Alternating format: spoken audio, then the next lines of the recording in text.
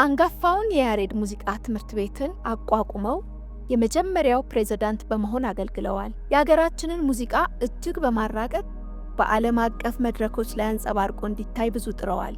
በዚህም የቀዳማዊ ኃይለ ሥላሴ ሽልማት ድርጅት ተሸላሚ ሆነዋል። ጥበብ ወዳዱ፣ ነፍሳቸውን በተለየ መልኩ የሚያዳምጡ፣ ለሀገር ብዙ የዋሉ፣ ከነፍስ የተቀዱ ዜማዎችን የሚደርሱ የሙዚቃ ሊቅ፣ መምህር፣ ደራሲና አቀናባሪ እንደው እንደ ልብ የሚራቀቁበትን ሙዚቃ ይመስል የዕድሜ ገደባቸውን የተነበዩ ወይንም የቀመሩ ሰውን ታሪክ ወደ እናንተ ልናደርስ ወደድን። ከዚህ ቀደም የዳሰስናቸውን ባለጉምቱ ስብዕና ባለቤቶችን ለመጎብኘት ሁ ኢዝ ሁ የተሰኘውን ፕሌይሊስት ይቃኙ። በዓለም አቀፍ ደረጃ የሙዚቃ ቅንብር ፍልስፍናን አጥንተው ከሀገር በቀል የሙዚቃ ስልት ጋር አጋብተው የኢትዮጵያ ሙዚቃን ያራቀቁ የሙዚቃ ሊቅ፣ በተለያዩ የጥናትና ምርምሮች ዘመን ተሻጋሪ እውቀቶችን ለዓለም ያበረከቱ ምሁር ፕሮፌሰር አሸናፊ ከበደ።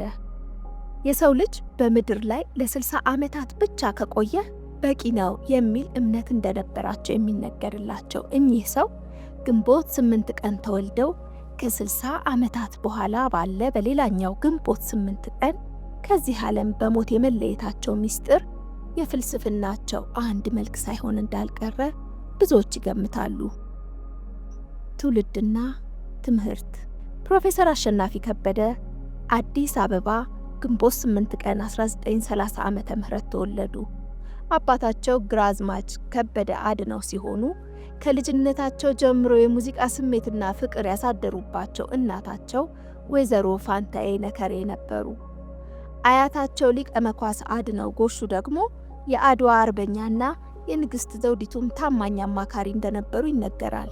የሙዚቃ ፍቅርን ገና በልጅነታቸው ያሳደሩባቸው እናታቸው ታዳጊው አሸናፊ ገና የ9 ዓመት ልጅ ሳሉ በሞት ተለዩአቸው። መሰረታዊ ትምህርታቸውን በዳግማዊ ምኒልክ ትምህርት ቤትና በቀዳማዊ ኃይለ ሥላሴ ሁለተኛ ደረጃ ትምህርት ቤት ወይንም ኮከበ ጽባ ካጠናቀቁ በኋላ በሐረር የመምህራን ማሰልጠኛ ኮሌጅ ተምረው ተመርቀዋል። በዚህ አልተገደቡም። የከፍተኛ ትምህርታቸውን በኒውዮርክ ክፍለ ሀገር በሚገኘው የሮቼስተር ዩኒቨርሲቲ ኢስትማን የሙዚቃ ትምህርት ቤት በመቀላቀል በሙዚቃው ዘርፍ በ1954 ዓመተ ምህረት በመጀመሪያ ዲግሪ ከተመረቁ በኋላ ወደ ኢትዮጵያ ተመልሰው የያሬድ ሙዚቃ ትምህርት ቤትን መሰረቱ።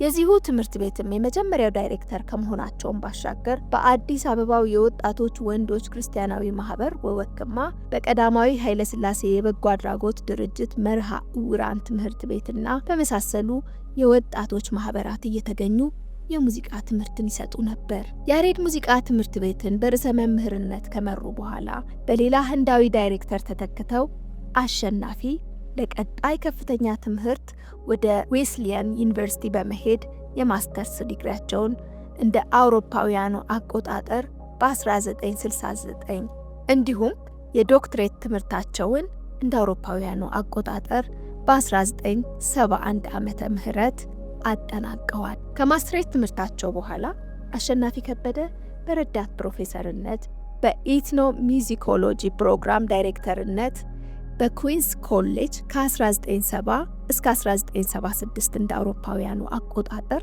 አገልግለዋል። የያሬድ ትምህርት ቤት ዳይሬክተር ሆነው ከ1955 እስከ 1958 ዓ.ም ባገለገሉበት ወቅት በንጉሠ ነገሥቱ ብሔራዊ የሙዚቃ አቀናባሪ ተብለው ከመሰየማቸውም ሌላ ለባህላዊ ጉዳዮች ላደረጉት የላቀ አስተዋጽኦ በ1954 ዓ.ም የቀዳማዊ ኃይለ ሥላሴ በጎ አድራጎት ድርጅት ተሸላሚ ሆነዋል። አበርክቷቸው በኢትዮጵያ ብቻ የተገደበ አልነበረም። አህጉራዊ ብሎም ዓለም አቀፋዊ እውቅናን ያሰጧቸው ነበሩ። ለዚህም ማሳያ የጎረቤት ሱዳንን የድራማ ማዕከል በማቋቋማቸው የተባበሩት መንግስታት ድርጅት የባህል የትምህርትና የሳይንስ ማዕከል ለአበርክቷቸው ሽልማትን ቸሯቸዋል። የሥራ ሕይወትና ሙያዊ አበርክቶ።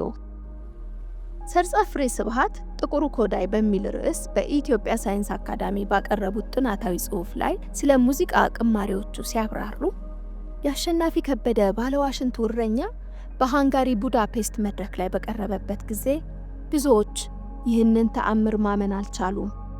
ኦርኬስትራው ቦታውን ከያዘ በኋላ የኦርኬስትራው መራሄ ሙዚቃ ወይንም ኮንዳክተር ሆኖ የቀረበው ወጣት በፍጹም ሙዚቃውን ይመራል፣ ሙዚቃውንም ጽፎታል ብለው ለማመን ተቸግረው ነበር።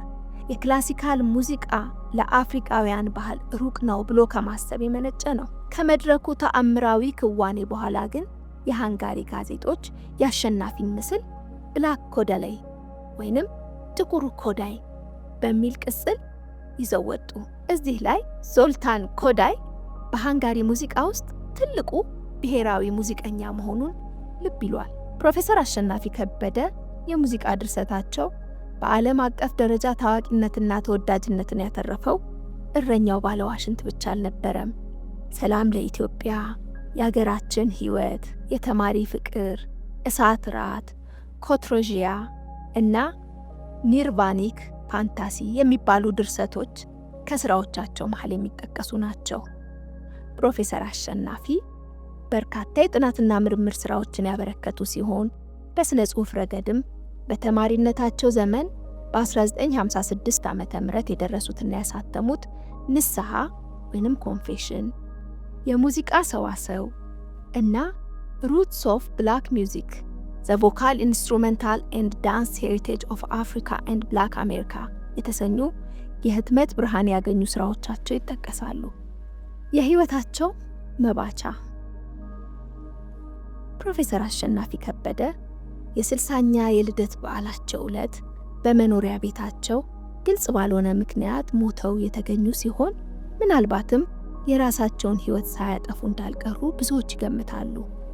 አቶ አበራ ሞልቶለት የተባሉ ወዳጃቸው የኢትዮጵያ ቴሌቪዥን ፕሮፌሰር አሸናፊ ከበደን በተመለከተ በሰራው ዘገባ ላይ በሰጡት ቃለ ምልልስ ፕሮፌሰር አሸናፊ ከበደ ከዕለተ ሞታቸው በፊት ደብዳቤ ጽፈውላቸው እንደነበርና የደብዳቤውም ጭብጥ እንደ ራእይ የሚታየኝ ከመጪው ሐምሌ በፊት ወደ ሌላ አገር ሄዳለሁ፣ ሞቼ ስጋዬን ትቼ ከዚህ ወደ ኒርቫና እሸጋገራለሁ እንደሚል አስረድተዋል። ዘመዳቸው አቶ በቀለ አሳምነው ደግሞ በዚህ የቴሌቪዥን ዘገባ ላይ ስለዚህ ጉዳይ ሲያብራሩ በአባቱ በኩል ታናሽ ወንድም አለው። ታዲያ አሸናፊ ወንድሙ ጋር ደውሎ ከሳምንት በኋላ የለሁም፣ ለሰው ልጅ ከ60 ዓመት በላይ መኖር ምንድነው ጥቅሙ ብሎት ነበር ይሉናል። ፖሊሶች ከምናየው ሁኔታ የራስን ነፍስ የማጥፋት ድርጊት ይመስላል ማለታቸውንም ገልጸዋል። የሆነ ሆኖ እኒህ በኢትዮጵያና በዓለም ሙዚቃ ላይ እንደ ልብ የተራቀቁ ምሁር በ60 ዓመት የምድር ቆይታቸው በሙዚቃ ላይ ተፈላስፈዋል፣ ብዙ ሰርተዋል።